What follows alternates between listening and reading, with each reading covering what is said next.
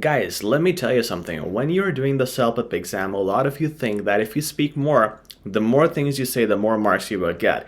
It's not like that, okay? You have to speak on a certain amount of topics, certain amount of points, but you cannot just keep speaking. There is a limit, and if you know your limits, you would do really well. Because the thing is, should you go for quantity or quality? Well, there's a good mix, and that's what we're going to discuss today. We're going to discuss how many points you should do per question. That will keep the examiner happy. It won't hurt your task response marks because I guarantee you these many points work for all our students. It'll work for you too. And the examiners don't expect you to just keep talking, right? That's why they have those time limits so that you have to stop at that time. And also, when you have those 1.5 minutes, you have to make it very productive. So let's talk about each section of the CELPIP speaking and talk about exactly how many points you're supposed to do and how many the examiner expects. So the first question, give a suggestion. Talk to your friend, talk to your colleague, whoever, give them a suggestion. You're supposed to do 3 points, okay? So I've mentioned this before on our templates videos. The 3 points should be organized as firstly, secondly, thirdly. How you start is, again, greeting. So hello, how are you, my friend, whatever. I heard this was the situation. I have a few suggestions for you. Firstly, secondly, thirdly.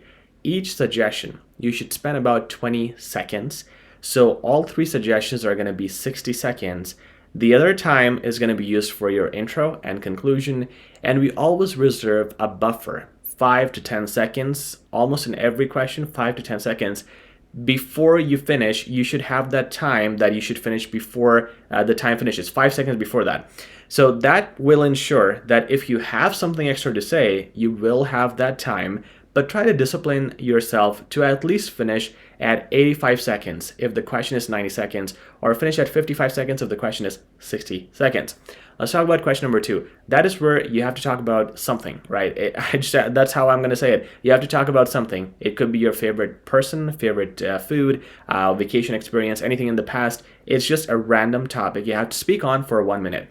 You should talk about 3 to 4 features. Okay, so for example, they're asking me to talk about my favorite watch. So I'm going to talk about this watch that I have. It's Seiko, and it was this much. I talk about the price, and if it was, too much pricey for me or it was cheap for me. The other point I'm going to mention is how it looks, the colors, the design. That's going to be the looks point. And the third point is going to be where I bought it from. So I bought it at the official store online or official store in person, how my interaction was with the persons there. And that's all I can do. Literally in a minute, with your intro and conclusion, the 3 or 4 points is all you can do. The idea here, guys, is to explain your 3 to 4 points. So don't think that you're just, making 3 sentences. I bought it for $500. I bought it at this official store online, and not like that. You have to explain those points. And that's what I said when I mentioned quality over quantity. You have to give good quality, good descriptions on 3 to 4 points. I prefer 3 actually. And that is way better. Quality descriptions on 3 points is way better than 10 points without quality descriptions. If you're giving 10 points, you're rushing through them without explaining. So what explaining does, when you explain the quality, you show your feelings. Just let me give you an example. So I bought this watch, third point, which was where I bought it. So I bought this watch, I should say. I bought this watch at the citizen.com online store where I had some questions, and customer service, let me tell you, is amazing. They brilliantly answered my questions online, and I bought it. This was about maybe 15-20 seconds, and this is just 1 point. I'm going to add 2 more points like these. So what you saw was I said brilliantly answered. That is my adverb, brilliantly. And I said I think they are amazing, or I gave them some quality, which is my adjective. And what I'm doing is explaining using different parts of the language, adjectives, adverbs. I can also use some connectors also, furthermore, when I connect my sentences. And I'm explaining and I'm showing the examiner the quality with the range of good words that I can use. If I don't explain quality and if I just do quantity, I would not have those words because I'm just changing topics every time. So 3 to 4 topics for this type of question, part 2, is perfect. Part 3 and Part 4. I did a video just for Parts 3 and Part 4 because they are the most commonly misunderstood questions in CELPIP speaking. I'm gonna put that at the end of this video. You will see that pop up on the screen 10-20 seconds before. Click on that video, watch that. It's a must watch because a lot of people don't know how to really do well in Parts 3 and 4, and you might be missing out if you don't watch that video. So check that out at the end of this video. What I'm going to tell you for now is 4 points are enough for Parts 3 and 4. Really depends on the picture, okay? If you have 4 points only, 4 people in the picture only, that's perfect.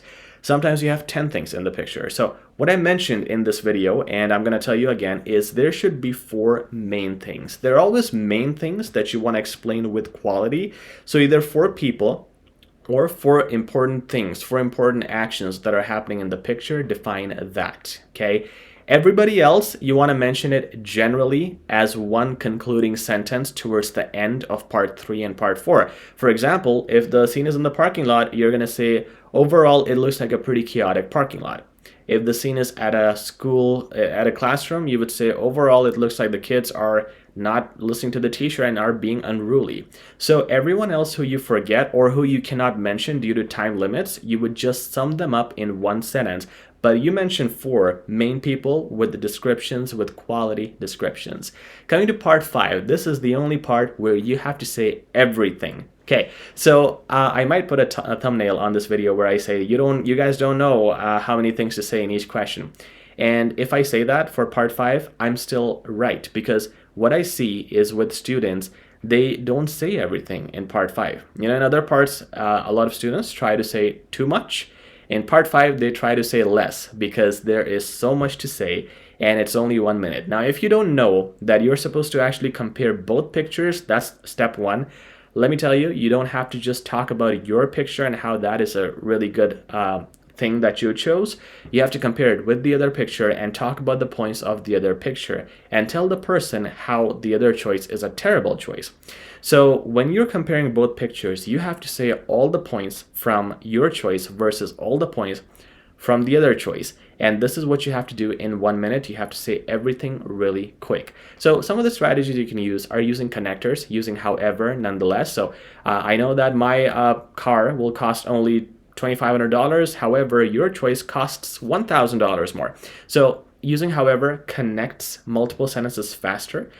Using the common thing, for example, imagine that there are 2 RVs. Okay, one RV has the refrigerator and the kitchen.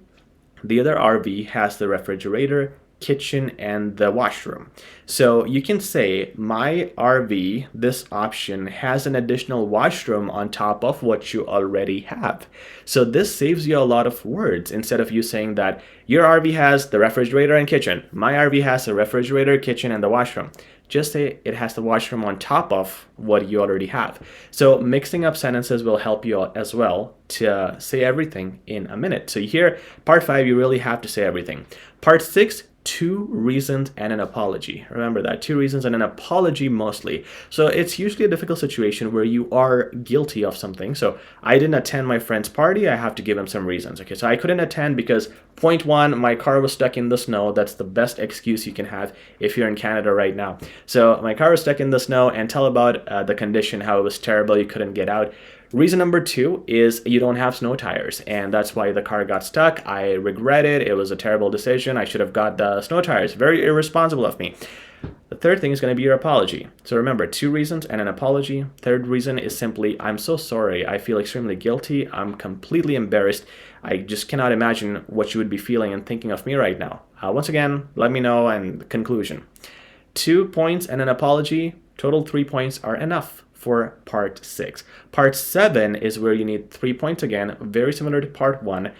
So in our templates we have discussed, once again, you give your opinion, you do firstly, secondly, thirdly, 3 points, and then you conclude your opinion again, you rephrase it again. Once again, same format, 20 seconds on firstly, 20 on secondly, 20 on thirdly. So 1 minute on your 3 points, and the rest of the time is intro and conclusion. The final topic, the 8th topic, which is the picture. Again, it depends. It's very similar to Parts 3 and 4 because there could be a lot of things on the picture, but remember, same idea. You have to define 4 things. 4 things only in 1 minute, which you will define in detail. Every point can have 1 to 2 sentences, 1 long sentence or 2 short sentences, and define 4 main things in that picture, or 4 main things happening in that situation. Everything else you want to sum up in the conclusion, and that's going to be different based on the topic. So if your car is being towed and you're complaining to someone about it, one point could be that it's very ridiculous how frustrated you are. Second could be, well, it could be my mistake, I was late, I didn't check the meter. Third is that truck driver, the tow driver, is not reasonable, he's not listening to me. Fourth is, I regret that I have to spend so much money now because they're towing this to this company. So you define 4 things in the picture, and then everything else you could sum up with, I'm just totally lost as to what I'm supposed to do now. Could you come here to this location and we can figure something out? So that conclusion really depends, but sum up whatever you couldn't say in the conclusion, but just keep 4 points as your main points, main focus points. And that's it, guys. Don't do too much and don't do too little. If you do too little, you hurt your task response. If you do too much, you hurt your quality. And without quality, you will lose marks on range of vocabulary and range of expression. So do exactly with the guidelines that I've given you. Follow them. Follow exactly the points that I've given you. You will notice it's easier to do because you wouldn't think too much or too little, and you would have a structure. You would know exactly what you have to do, and you will make the examiner happy, which is what we all want, don't we? So if you like this video, if you found value here, please like, share, and subscribe, and I'll talk to you very soon. Take care.